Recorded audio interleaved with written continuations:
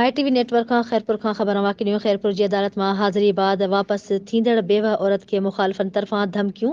बेवा जो पुट समेत एहतिजाज तदारुक ऐं इंसाफ़ जो मुतालबो। तफ़सील मूजिबि ख़ैरपुर जी अदालत में तालको कोटजी जे इलाइक़े ठड़ी पेड़ी नज़रमंद पनिहार जे रहवासण बेवा पीरसन औरत मिसमात मुरादा ख़ातून पनिहार पंहिंजे पुट कासिर नवाज़ पनिहार सां गॾिजी साफ़िन आॾो एहतिजाजी मुज़ाहिरो कंदे दाहियो आहे त अंगारे ॾींहं ते ख़ैरपुर जे फोर्थ एडिशनल सेशन जज मिस समीना मंगी जी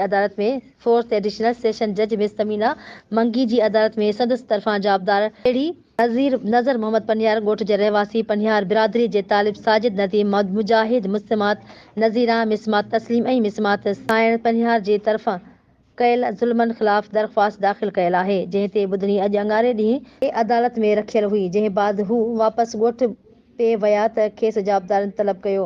साजिद नदीम ऐं मुजाहिद पनिहार रोके केस तां हथ खणण लाइ चयो ऐं इनकार करण ते संदनि पुट खे पुलिस मार्फत कूड़नि केसनि में फासाइण ऐं जानी माली नुक़सान पहुचाइण जूं धमकियूं पिणु ॾिनियूं। हुननि चयो त असां ग़रीब आहियूं ऐं जाबदार अमीर ऐं बाअसर आहिनि। हुननि आईजी सिंध ऐं DIG सखर SSP ख़ैरपुर ऐं ॿियनि वतावरनि खां मुतालबो कयो आहे त खेनि जाबदार मां जानी माली नुक़सान जो ख़तरो आहे, संदनि ज़िंदगियूं बचाए तहफ़ुज़ फ़राहम कई वञे।